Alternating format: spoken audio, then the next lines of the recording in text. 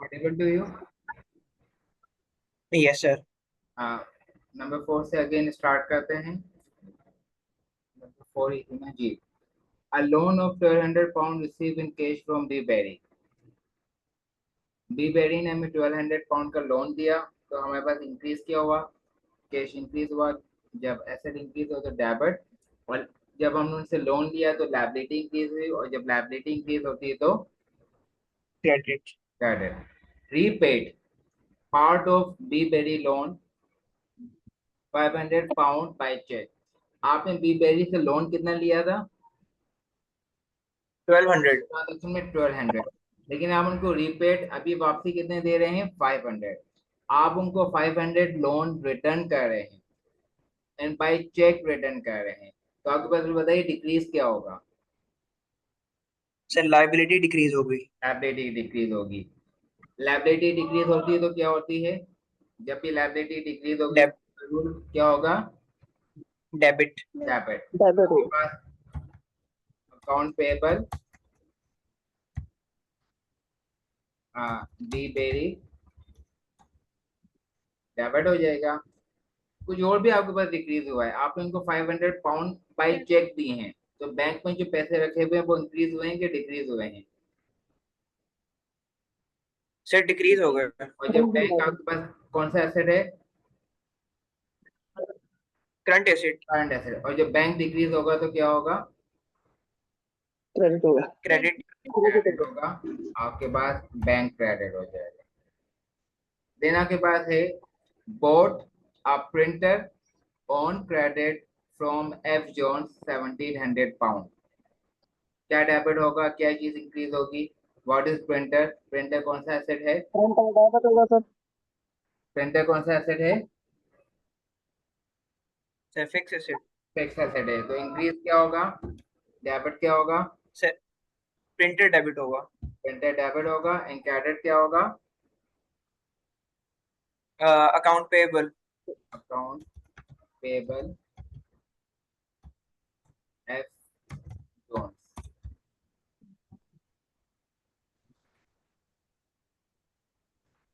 Last question है adapted exercise number 3। Bought a van 800 pounds on credit.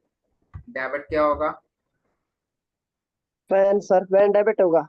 Van debit होगा। Credit क्या होगा? Accounts payable. Account payable. Good. Repaid by cheque a loan owed to F Duff 5000 pound.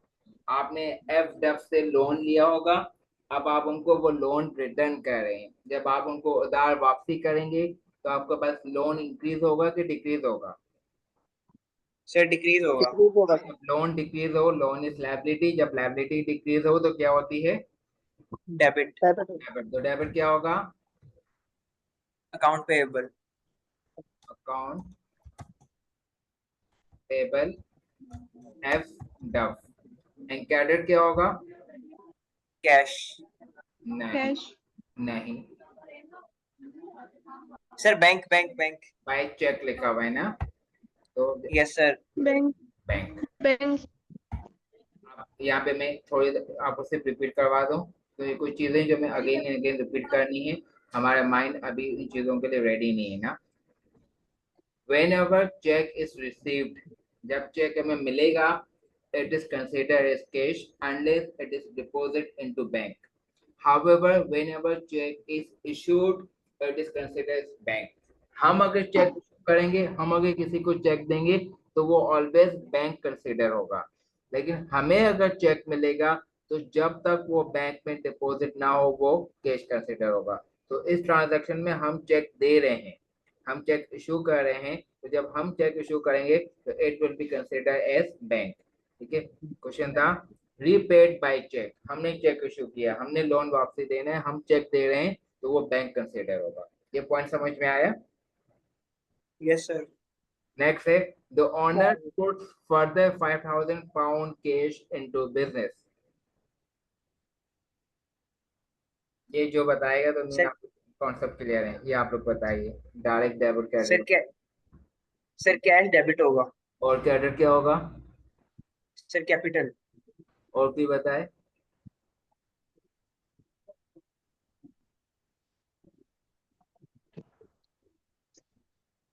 कोई और बताए? देखिए देखिए मैंने यहाँ पे लिखा था, ये पुट कैश इनटू बिजनेस। जब हम बिजनेस में पैसे इंटर करेंगे, हम बिजनेस में पैसे लाएंगे तो वो कैपिटल होगा। Capital. Withdraw cash out from the business, और जब हम बिजनेस से पैसे आउट करेंगे तो वो ड्रॉइंग होगा। तो यहाँ पे वर्ड लिखा हुआ है the owner put further £5,000 cash into business. तो बिजनेस में पैसे लेके आया है, तो जब वो बिजनेस में पैसे लेके आए तो पैसे आए तो कैश डेबिट हुआ, और जब वो बिजनेस में पैसे लाए तो कैपिटल इंक्रीज होगा, बिजनेस में उसकी इन्वेस्टमेंट इंक्रीज होगी, एंड कैपिटल क्रेडिट होगा। वी पे आर creditor £300 बाय चेक। बताइए डेबिट क्या होगा, क्रेडिट क्या होगा? सर अकाउंट पेएबल डेबिट होगा। ठीक है, हम उधार वापसी कर रहे हैं, जब हम लोन वापसी दे रहे हैं तो लायबिलिटी डिक्रीज होगी, और जब लायबिलिटी डिक्रीज होगी तो डेबिट होती है। ठीक है, अब और अकाउंट पेबल आपके पास डेबिट होगा है। क्रेडिट क्या होगा? Sir bank. Bank. Next, our debtor. Our debtor mean account receivable and creditor mean account payable. Our debtor pay us £400 by check. By check. Debit क्या होगा? हमें उसे £400 का चेक दिया, हमारे पास चेक आया, डेबिट क्या होगा? सर कैश डेबिट होगा। बैंक डेबिट नहीं होगा। No sir. बाय, उसे तो मैं चेक सर उस दिया। सर क्योंकि वो डिपॉजिट बैंक नहीं हुआ ना। ठीक है, चेक जब तक डिपॉजिट ना हो उसको हम कैश कंसिडर करेंगे। ठीक है, मैंने जान यस के लिखा था ताकि आप उसको रिकॉल करें। आर डेटर पे एस £400 बाय चेक। एक डेटर ने हमें £400 दिए, हमें उससे उधार मिल रहा था, वो मिल गया तो अकाउंट रिसीवेबल डिक्रीज हो गया। अकाउंट रिसीवेबल एसेट है, जब एसेट डिक्रीज होता है तो क्या होता है? क्रेडिट। तो account receivable credit. Bought computer by paying cheque. हम डेटर नहीं लिखेंगे अकाउंट रिसीवेबल की जगह पे? लिख सकते हैं, हम अकाउंट रिसीवेबल भी लिख सकते हैं, हम इसको डेटा भी लिख सकते हैं। या अकाउंट रिसीवेबल जब पाकिस्तान में बात कर रहे होते हैं ना, पाकिस्तान में हम वर्ड यूज करते हैं अकाउंट रिसीवेबल। और जब हम यूके में आप देखिए ना, जब फ्रैंकफर्ट की बुक आप देखेंगे ना, फ्रैंकफर्ट की बुक में अकाउंट रिसीवेबल का वर्ड आपको कहीं पर भी नजर नहीं आएगा। फ्रैंकफर्ट में वर्ड यूज होगा डेटर, या फ्रैंकफर्ट में उस बंदे का नाम लिखा होगा। लेकिन जब आप पाकिस्तानी बुक करते हैं, जब आप पाकिस्तान में आप इनकम स्टेटमेंट देखेंगे, बैलेंस शीट देखेंगे, तो वहां पे आपको वर्ड रिसीव नजर आएगा अकाउंट रिसीवेबल, जबकि यूके की बुक्स में होगा डेटर। जब आप पाकिस्तान में देखेंगे तो आपको वर्ड लिखा होगा अकाउंट पेएबल, और जब यूके की बुक्स होगी तो उसमें होगा अकाउंट पेएबल की जगह क्या लिखा होगा? बताइए, अकाउंट पेएबल की जगह क्या लिखा होगा? क्रेडिटर लिखा होगा।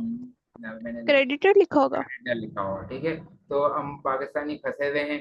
ठीक है, हम यूके, यूएसए और अपनी इंग्लिश सब कुछ यूज करते हैं। तो पाकिस्तानी बुक्स में अकाउंट रिसीवेबल लिखा हुआ होगा, जिसको यूके बुक में डेटर होता है। पाकिस्तान में इसको हम अकाउंट पेबल कहते हैं, वैसे वो यूके की बुक में और लेवल की बुक्स में आपके पास क्रेडिटर लिखा होगा। ठीक है, जो आप जो भी लिखेंगे ठीक होगा। पेपर में आपको ऑप्शन दिया हुआ होगा, आपने सिंपल ऑप्शन को सिलेक्ट करना होता है। तो अगर अकाउंट रिसीवेबल होगा तो आप अकाउंट रिसीवेबल को सिलेक्ट कर देंगे, डेटा लिखा होगा तो आप डेटा को सिलेक्ट कर देंगे। Bought computer by paying cheque. Computer debit. Good. And cash debit. Account payable. Sir cheque दे रहे हैं ना सर?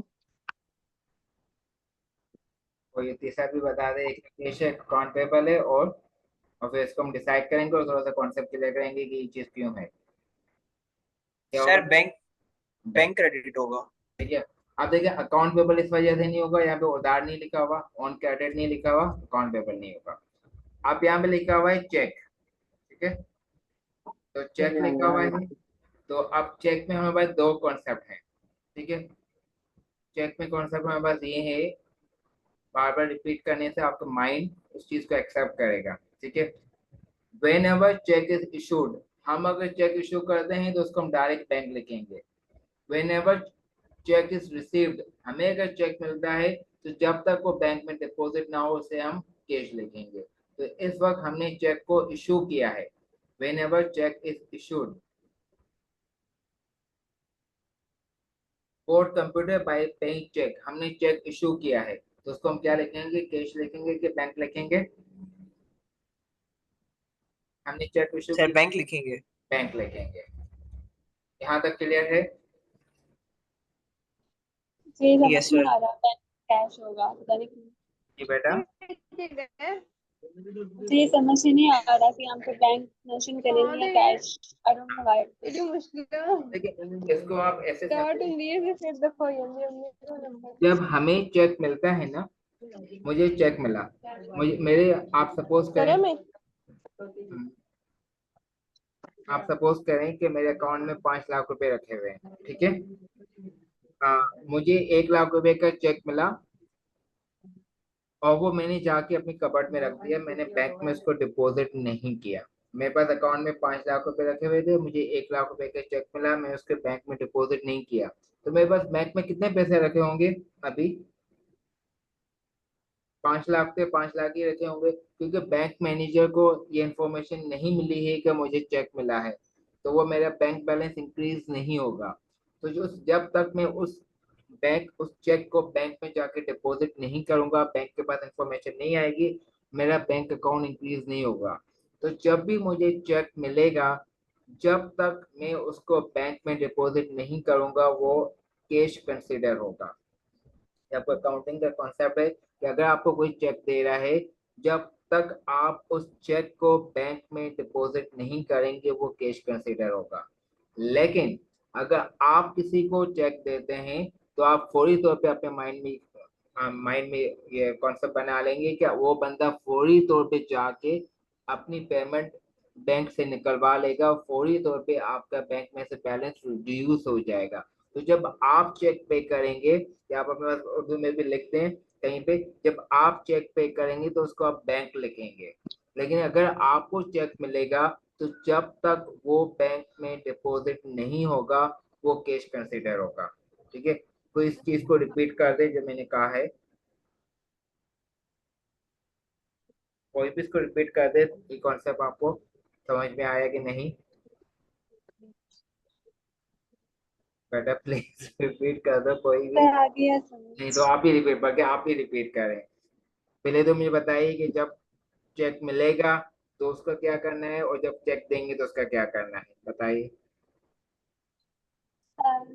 जब तक हम अपने कैश को बैंक में इश्यू नहीं करते, आई मीन के सर हमें डिपॉजिट नहीं करते, कैश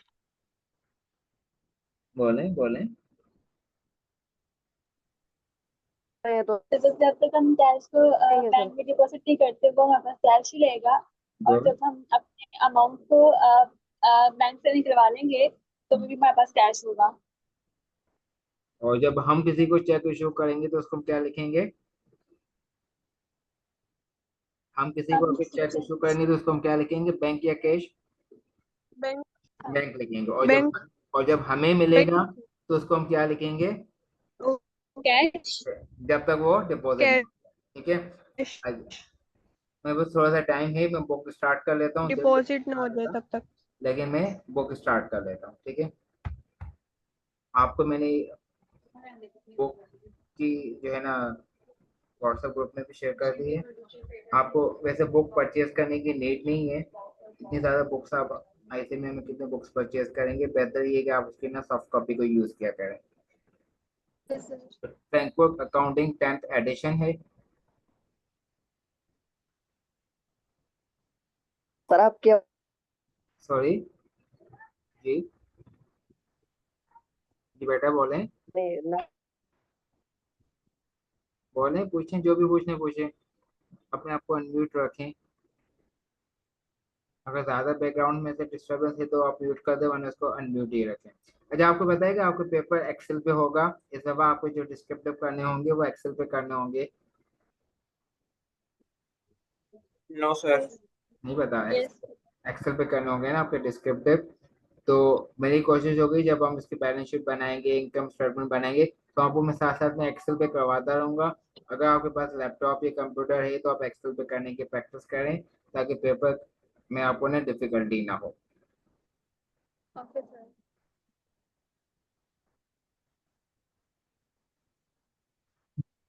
अच्छा, chapter number 1, the accounting equation and the balance sheet. सबसे पहले आपको मैंने बताया था what is difference between book keeping and accounting. हमने जो है स्टार्ट किया था कुरान की आयत से। और paper for people who believe whenever you engage in future transaction, let the scraper scribe them, write them।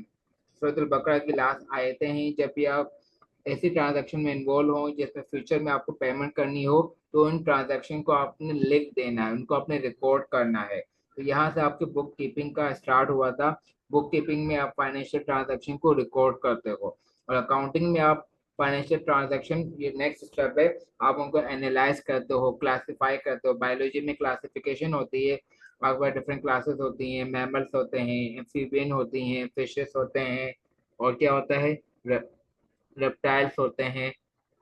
आप यहाँ पे तो प्री मेडिकल वाले थोड़ा सा बताएं, बायोलॉजी में क्या क्या क्लासिफिकेशन होती है, कोई भी प्री मेडिकल के बच्चा बताए, फिर मैं अकाउंटिंग की क्लासिफिकेशन बताऊंगा। बायोलॉजी में क्लासिफिकेशन कितनी होती हैं, तो बता दो, बायोलॉजी के कौन सा पूछ रहा हूँ। तो लगता है मेरी मीटिंग क्लोज हो गई है। नहीं नहीं सर, चल रही है, मीटिंग चल रही है। तो कोई प्री मेडिकल का है तो मुझे बायोलॉजी की क्लासिफिकेशन बता दें। मैमल्स होते सर हैं। मैं मेडि सर मैं मेडिकल का नहीं हूँ। अच्छा, कोई मेडिकल का बताए। एक तो मैमल है, एम्फीबियंस है, रेप्टाइल्स है, फिशेस हैं, बर्ड्स हैं, यही होती है ना। यस और नो, अगर मैं गलत बता रहा हूँ तो ये बता दो कि मैं गलत बता रहा हूँ। सर मुझे लगता है मेडिकल में पता नहीं कैसे पास हो गए हैं। मैं गलत बता रहा हूँ। नहीं नहीं सर, मुझे नहीं पता सर, मैं मेडिकल का नहीं हूँ। कोई मेडिकल का है वो मुझे बताए कि मैंने क्लासिफिकेशन सही बताई कि नहीं बताई। सिंपल, आपने कहा था मेडिकल की हैं, आप इस वक्त मौजूद हैं कि नहीं है।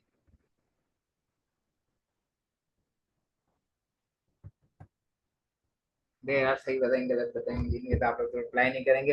अकाउंटिंग में जो क्लासिफिकेशन होती है मैं बता देता हूँ। अकाउंटिंग में आपके पास एक्सपेंसेस होते हैं, आप उनको क्लासिफाई कर देते हैं एक्सपेंसेस में। आप क्लासिफाई कर देते हैं इनकम में, एसेट में, लायबिलिटी में, कैपिटल में। तो अकाउंटिंग में आप उनको उनको क्लासिफाई करना होता है, उनको समराइज करना होता है, प्रेजेंट करना होता है। सारी चीजें आप बैलेंस शीट बनाएंगे, इनकम स्टेटमेंट बनाएंगे, उनमें आप देखेंगे।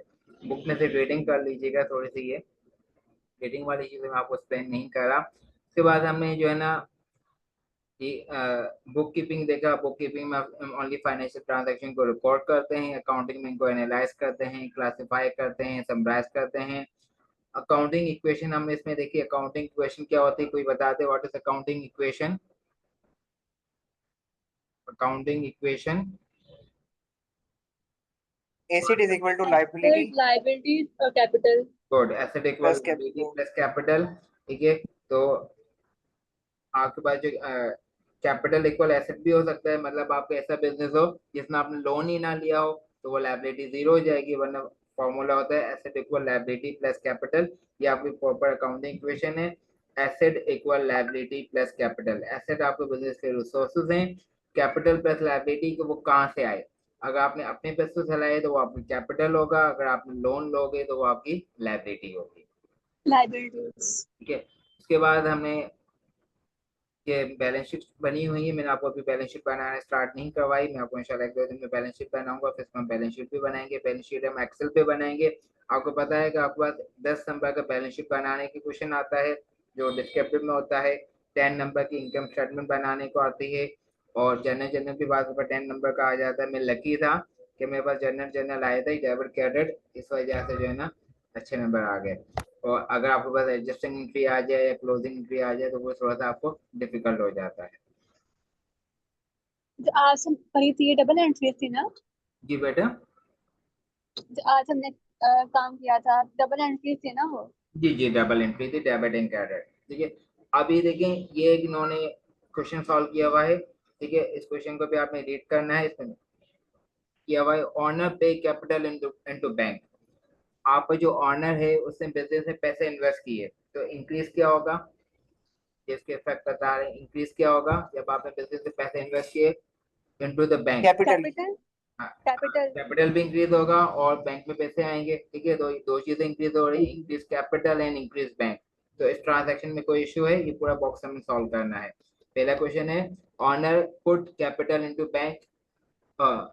आपको ऐसे एमसीक्यूज में आते हैं कि व्हाट विल बी इंक्रीज, तो आपके पास बैंक भी इंक्रीज हुआ एंड कैपिटल भी इंक्रीज हुआ। नंबर 2 है, बाय गुड्स बाय चेक। आपने गुड्स खरीदी, सामान खरीदा, तो क्या इंक्रीज हुआ क्या डिक्रीज हुआ।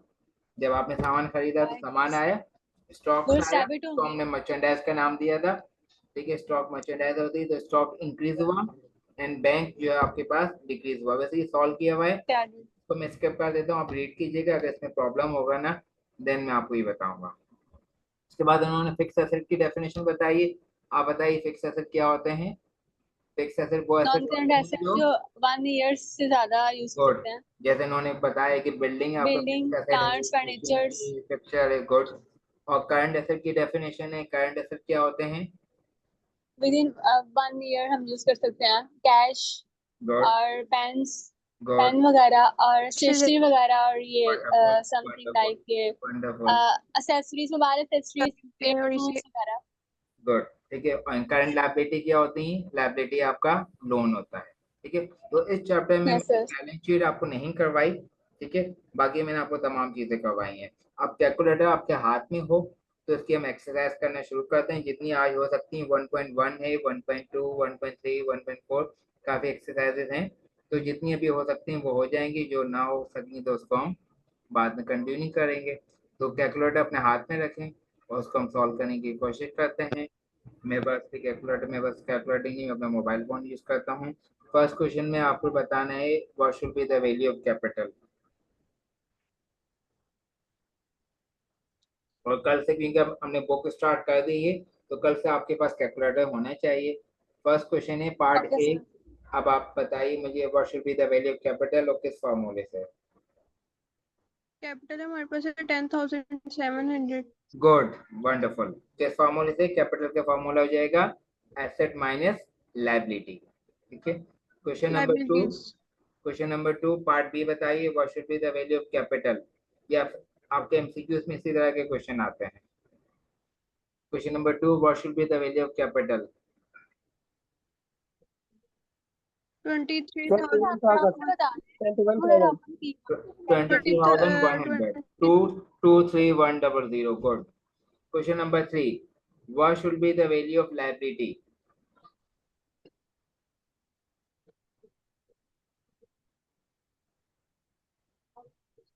43. Wonderful. Question number 4. What should be the value of liability?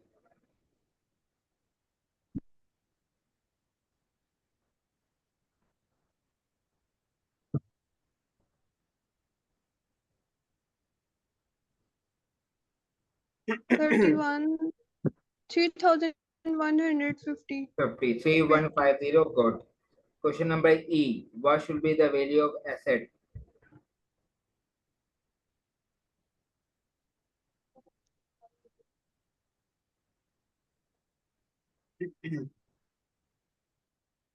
25,500. Wonderful. Last question F. What should be the value of asset?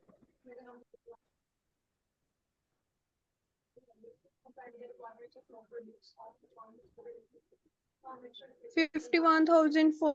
Wonderful. ये हमने फर्स्ट डे किया था, माशाल्लाह आप लोगों को याद है, खुशी हुई। 1.2 A. Part A. What should be the value of capital?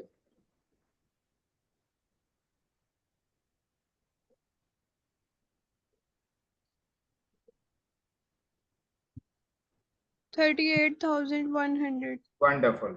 Next. What should be the value of asset? बेटा बाकी बच्चे भी स्पीड से बताएं। 51600। Wonderful. Next, what should be the value of liability? Question number C.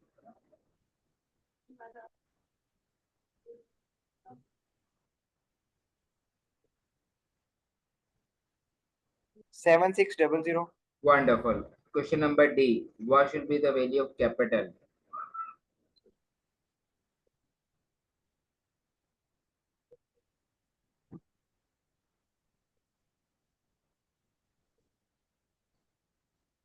One zero four 100. 104,100. Good. Last F पर लेते हैं. What should be the value of asset? Question number F. Question number F. Okay.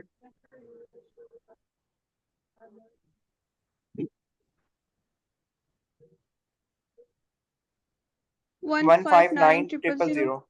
Good.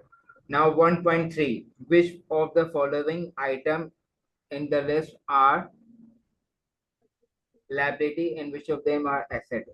वैसे मुझे ना इसको zoom करना चाहिए.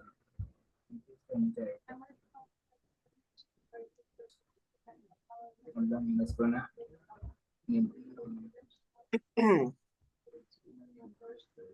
Computer skills हैं वो बिल्कुल भी अच्छी नहीं है. मेरे पास माउस भी नहीं है. मैं इसको जूम करने चाह रहा हूँ तो वो Liabilities loan to C. Number 1 है loan to Sorry? Sherry. What is loan to Sherry? liability. Number B bank overdraft. Sorry, loan to Sherry. Loan from Sherry नहीं लिखा हुआ. Loan to Charlotte. एक होता है लोन फ्रॉम, आपने उससे लिया है.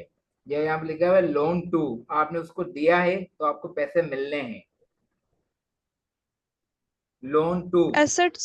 एसेट है, अकाउंट रिसीवेबल है, करंट एसेट है. Bank overdraft, Bank assets.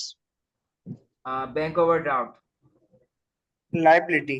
Liability. कल Yeah, हमने देखा था overdraft. Overdraft. Liability. Fixture and furniture. Liability. Fixture and Fixture and furniture. Assets. fittings. Assets होगा. Number D computer. Fixed asset and non-current. Fixed assets. Good. Number E V of a supplier for goods. हमने उससे कोई goods लिए हैं, हमने उसको पैसे नहीं दिए. Liability भी आएगा. Liability. Liability. Liability. Good. Number F warehouse we owned. Capital. Asset. Warehouse. Fixed asset. Fix asset गोदाम है. Fixed asset. फिक्स एसेट है. हाँ. Assets. 1.4a classify the following into liability and asset. Number 1 motor vehicle.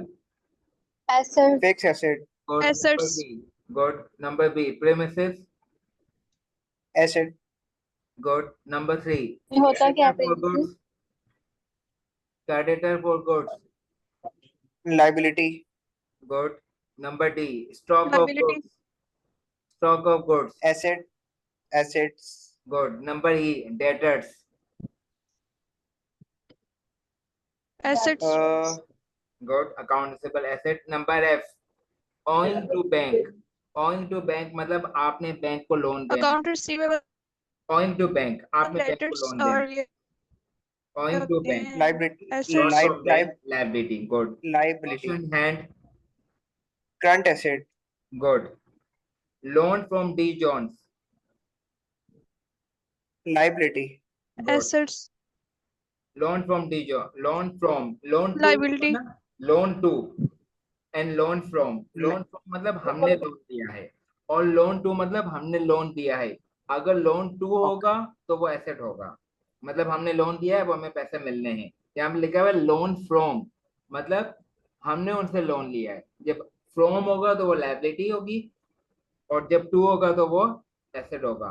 Loan to employ, हमने अपने employ को loan दिया है तो वो एसेट है. लोन फ्रॉम बैंक, जब फ्रॉम का वर्ड होगा तो वो लायबिलिटी होगा और जब लोन के साथ टू का वर्ड आ जाएगा तो वो एसेट हो जाएगा. Machinery. Asset. Assets.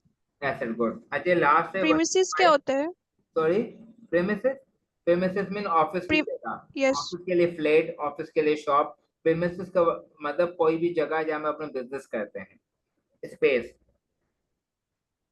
Number 5 Okay. which of the following are wrongly classified. इसमें एसेट और एसेट भी आपको दिए हुए हैं, लायबिलिटी भी दी हुई है. अब आपने बताना है जो फर्स्ट कॉलम है एसेट, उसमें क्या चीज रॉन्ग क्लासिफाई है. फर्स्ट वाले कॉलम में क्या क्या रॉन्ग है वो बताइए। क्या सर पहली वाली गलत लिखा हुआ। लोन फ्रॉम सी स्मिथ क्या है? मशीनरी। सर ये लाइबिलिटी है। लोन फ्रॉम सी स्मिथ को लाइबिलिटी में होनी चाहिए। कैश इन हैंड सही लिखा हुआ है। Yes sir. Machinery, yes sir. Yes. Creditors, no sir. ये यस। कहाँ होने चाहिए? लाइबिलिटी में होना चाहिए। Liability. Premises, yes sir. Motor vehicles, ये भी ठीक लिखा हुआ। आप लाइबिलिटी में आ जाएं। स्टॉक ऑफ गुड्स, वो गलत लिखा हुआ। ये कहाँ पे होने चाहिए? ये एसेट्स में होना चाहिए। डेटर्स, सर ये भी गलत लिखा हुआ। ये कहाँ पे होनी चाहिए? उसका दूसरा नाम क्या है? इसको पाकिस्तानी बुक में कहें एस तो क्या लिखा होगा? Account account receivable. Good. Money owing to bank, sir ये ठीक लिखा हुआ। ये लाइबिलिटी है, ठीक है। अरे बेटा हमने 1.1 से लेके 1.5 तक किया है। आपसे रिक्वेस्ट है, आपके पास अकाउंटिंग का रजिस्टर हो, आप इन एक्सरसाइजेस को 1.1 से 1.5 तक सॉल्व करें। मैं ये नहीं कह रहा कि मैं बहुत ही आपको शानदार वे में करवा रहा हूँ, लेकिन मैं आपको लाइन टू लाइन करवा रहा हूँ। तो प्लीज आप मुझे डीमोटिवेट ना करें। अगर आप पार्टिसिपेट करेंगे तो इसको हम कंटिन्यू रखेंगे अपनी जर्नी को। लेकिन अगर आप पार्टिसिपेट नहीं करेंगे तो मेरा इस तरह लाइन टू लाइन करवाने का कोई फायदा नहीं होगा। तो मैं इसको डिसकंटिन्यू कर दूंगा, ठीक है।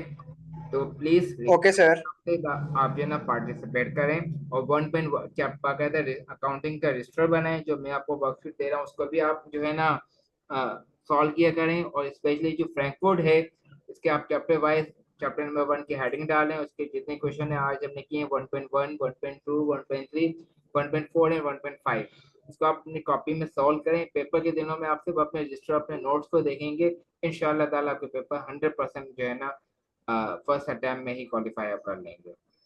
कुछ पूछना है आज के लेक्चर में जो कुछ किया है? सर ये इंशाल्लाह। बैंक पीडीएफ में सेंड कर देंगे। सॉरी? सर ये पीडीएफ सेंड कर देंगे हमें। जी बिल्कुल, मैं सेंड कर दूंगा। Okay sir, thank you. और कुछ पूछना है बेटा? No sir. ठीक है, तो बस ये नो सर, रिक्वेस्ट समझ। है 1.1 से लेके 1.5 तक नो। करें, ठीक है। और उसके बाद इंशाल्लाह कल हम इसको कंटिन्यू करेंगे। इंशाल्लाह सर। तक की जर्नी ओके सर। डिपेंड करता है आपके ऊपर। आप लोग अगर उसको साथ देंगे तो वो कंटिन्यू रहेगी, वरना फिर किसका दिल चाहता है कि ब्लाउज अपना टाइम वेस्ट करे, ठीक है। Yes sir. Yes sir. और मैं अभी ये भी सोच रहा हूँ कि अगर जो मैं वीडियोस जो रिकॉर्डिंग है ना इसको मैं यूट्यूब पे अपलोड कर दूंगा, लेकिन मैं इसको प्राइवेट कर दूंगा, पब्लिक नहीं होगी। आप में से जो जो पार्टिसिपेट करता है सिर्फ उसी को लिंक दूंगा, वही उसका रिकॉर्डिंग सुन सके, बाकी कोई आउटसाइडर ना सुन सके। क्योंकि मुझे अपना यूट्यूब चैनल नहीं बनाना, मैंने आप लोगों को ना के कॉन्सेप्ट को क्लियर करना है। Okay sir. ओके, चलो इंशाल्लाह। और ओके सर। अल्लाह हाफिज। ओके सर, अल्लाह। अल्लाह हाफिज। अल्लाह।